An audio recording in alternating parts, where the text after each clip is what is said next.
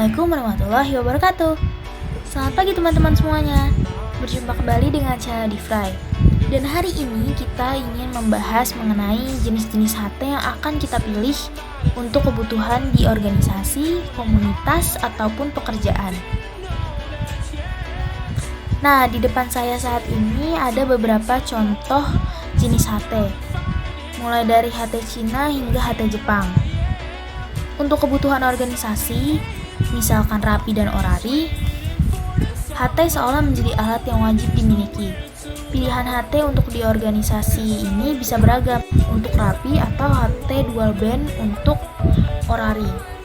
HT dual band itu bisa UHF atau VHF.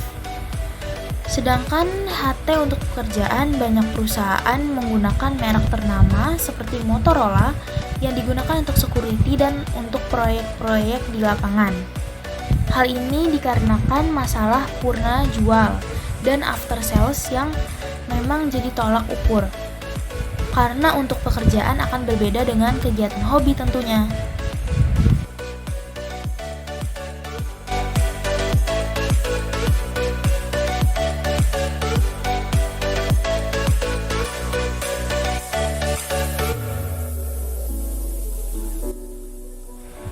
Lalu bagaimana dengan kebutuhan untuk komunitas dan hobi?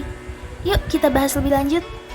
Ini adalah HT keluarga Bofeng atau HT Cina. Itu dari merek Bofeng, Wofeng, Eskom, Huawei, dan jenis lainnya. HT Cina ini rata-rata sudah memiliki frekuensi dual band dan menjadi sangat populer di Indonesia bahkan di dunia. Karena harganya yang sangat murah, kisaran 200.000 dengan berbagai kelebihan seperti frekuensi dual band, baterai yang awet, bahannya bagus, dan umumnya HT ini digunakan oleh kalangan hobi, baik pemula atau yang sudah senior. HT Cina cocok digunakan untuk kegiatan komunitas seperti mendaki gunung, event organizer, ataupun kegiatan di lingkungan warga. Bahkan beberapa komunitas mobil dan motor menggunakan untuk konvoi kendaraan saat touring. Alasannya karena baterainya sangat awet dan tentunya harganya murah.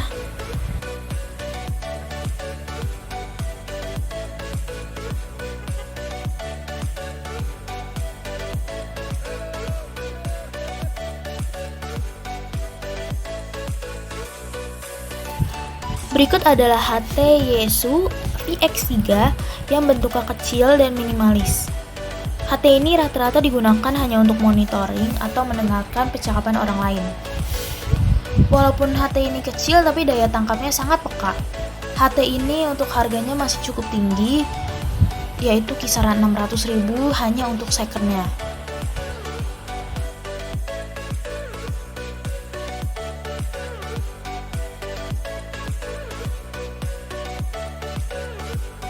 Satu lagi HT Jepang yaitu ICOM.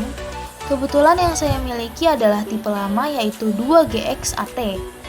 HT ini dapat digunakan untuk base station karena memiliki daya tangkap yang sangat peka dan tentunya daya pancar yang cukup baik walaupun boros dengan baterai. Dari jenis HT ini ada beberapa HT lainnya yaitu HT digital yang mungkin tidak lama lagi akan menjadi sangat populer di Indonesia. DMR, kepanjangan dari Digital Mobile Radio, adalah standar radio digital internasional yang terbuka menggunakan komunikasi 2 slot atau 2 saluran yaitu TDMA. Radio digital memiliki banyak keunggulan dibandingkan teknologi radio analog. Keunggulannya adalah seperti hemat frekuensi radio, suara yang lebih jernih, hemat energi. Radio digital mampu menghemat baterai hingga 40% dibandingkan radio analog, dan fitur panggilan individual atau private call, panggilan hanya dalam satu grup call, dan panggilan ke semua radio dalam satu jaringan atau broadcast, juga komunikasi yang aman seperti algoritma enskripsi 256 bit, dan fitur scramble dan pelacakan posisi pemegang radio atau GPS, juga geofencing. Saat ini yang termurah adalah HT DMR dengan tipe Bofeng DM 18001 dengan kisaran harga 800 ribuan. Namun saat ini komunitas radio DMR ini masih sangat terbatas.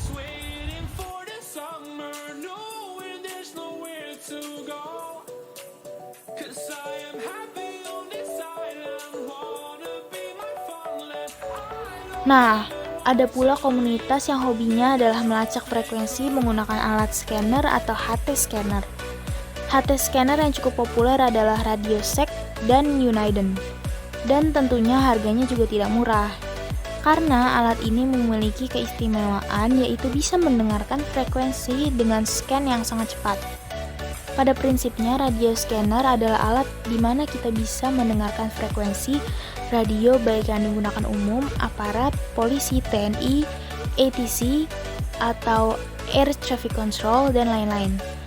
Dengan radio scanner ini pula, jika alat kita mempunyai range airband, kita bisa mendengarkan pembicaraan antara pesawat dengan ATC di bandara. Tentunya dengan men-set sesuai frekuensi di tiap bandara, karena masing-masing bandara mungkin saja memiliki frekuensi yang berbeda dengan ATC di bandara lainnya. Untuk tahu lebih jelas mengenai radio scanner, bisa masuk ke forum diskusi di Kaskus ataupun di FB Group ya.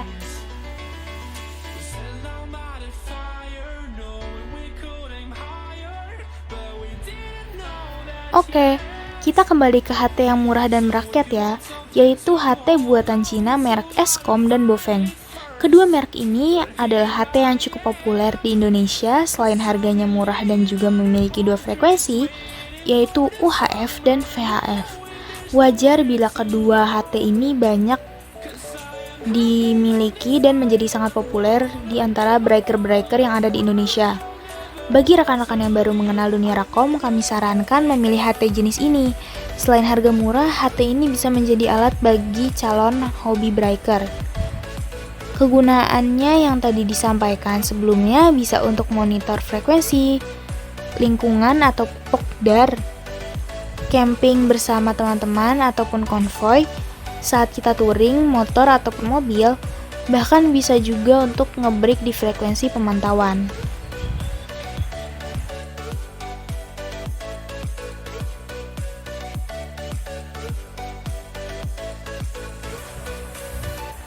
Menyambung pembahasan HT Yaesu VX3 sebagai HT untuk monitoring, karena ini powernya kurang dari 5 watt, tapi range frekuensi yang dimiliki sangat lebar dan banyak, sehingga bisa memonitoring banyak frekuensi. Salah satunya adalah frekuensi kepolisian maupun frekuensi UHF dan VHF, termaksud frekuensi 800 yang banyak digunakan oleh instansi-instansi lainnya. Walaupun ini belum digital, tetapi ini sangat bagus digunakan karena bentuknya kecil, bisa dikantongi dan bisa dibawa kemana-mana. Oh ya, buat teman-teman, tadi kita sudah bahas kelebihan HT Cina ya, dari beberapa merek. Dan bila teman-teman ingin menggunakan HT tersebut menggunakan antena tambahan seperti antena V2R dan G7. Teman-teman bisa membeli HT Eskom dari beberapa review. HT ini relatif tidak budak saat digunakan, sehingga teman-teman bisa menggunakan HT-nya untuk komunikasi jarak jauh.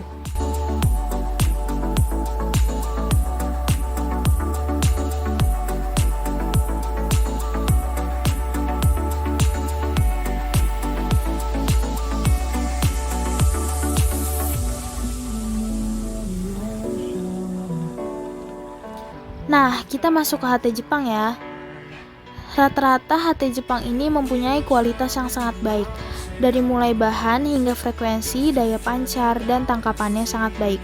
Walaupun kelemahannya masih di baterai yang sangat cepat habis, sehingga tidak cocok digunakan untuk kegiatan yang membutuhkan waktu lama seperti konvoi mobil. Walaupun tetap ada yang menggunakannya, sebatas untuk monitoring. Menurut kami pribadi, berdasarkan pengalaman, HT Jepang cocok digunakan untuk base station, karena kita tinggal tambahkan antena luar seperti Telex V2R ataupun antena G7. HT ini sangat peka sekali, dan supaya baterainya awet, ini bisa kita tambahkan colokan DC-1. Nah, kebetulan 2 GXAT ini bisa langsung dicolokkan DC-1.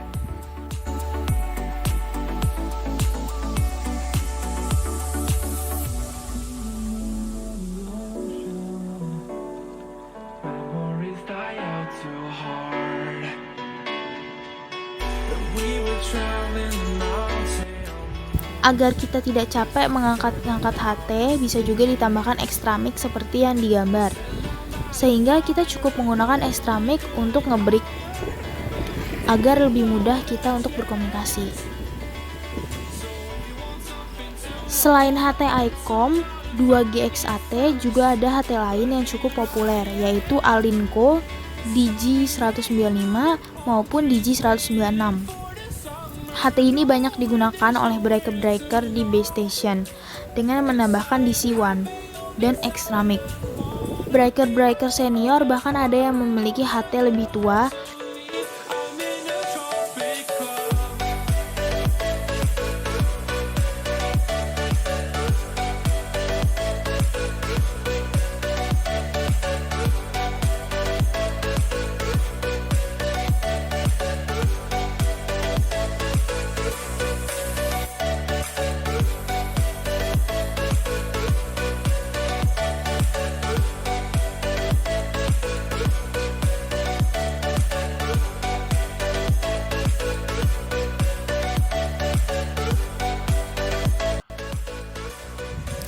Bila kita bandingkan berat dan bentuk fisik antara HT Cina dan HT Jepang ini memang tidaklah berbeda jauh.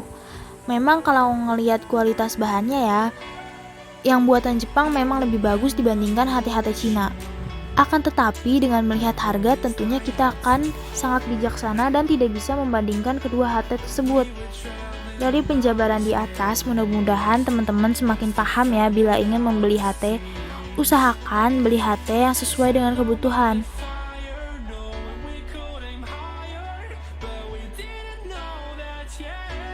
Anaknya Pak Tani kali. Bukan, judulnya Pak Tani. Lagu Jawa, pun klub Jawa, Pak Tani. Enak Plon, sambil mantuk-mantuk kalau ngopi Plon. Ada juga gitu yang anaknya Pak Tani. Begitu katanya Roger. Belum ada rusa-rusanya nih. Bah, baru pulang Bah, saya tadi ke sana Bah. Begitu nongkrong sebentar begitu katanya Bah. Tapi tidak ada laporan dan tidak ada yang aneh begitu katanya Pak, ataupun yang boleh dikatakan tidak ada penemuan yang signifikan apa sih namanya itu katanya Pak. Fenomena alam katanya Pak, anak abang terpokok itu asal mulanya kan pemilik alias burung, orang yang mengatakan katanya pelangi, oh jadi kopi di wanita gitu katanya Pak. Cuaca alhamdulillah cukup bagus. Ini adalah salah satu contoh apabila kita ingin menggunakan HT Cina untuk sebatas touring, menggunakan motor. Ini kita nggak perlu menggunakan antena tambahan, atau antena luar, atau juga antena panjang. Cukup menggunakan antena pendek dan tidak jauh, atau konfirnya tidak jauh. Ini kita tinggal taruh di depan dan kita bisa pasang atau tambahkan extra mic. Tentunya kita harus hati-hati selama menggunakan alat komunikasi di kendaraan, utamakan keselamatan. Jangan lupa setelah lurus nanti belok ke kiri dan ada jalan tanjakan, tinggal lurus saja. Demikian informasinya, silakan dilanjut.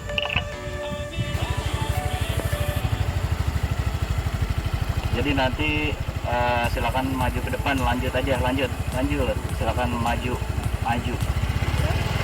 ya, silakan jalan.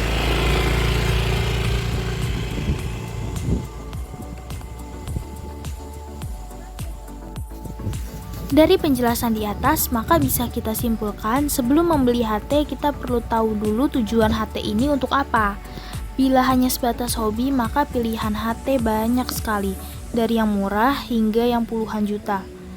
Sedangkan untuk kebutuhan organisasi, pekerjaan seperti security atau pekerjaan untuk proyek hingga untuk event organizer, maka pilihan HT adalah HT yang memiliki after sales yang baik.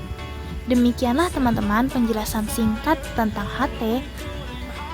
Mudah-mudahan video ini berguna dan mohon maaf apabila ada yang kurang dalam penjelasan di video ini. Jangan lupa subscribe ya. Sampai jumpa, tetap semangat.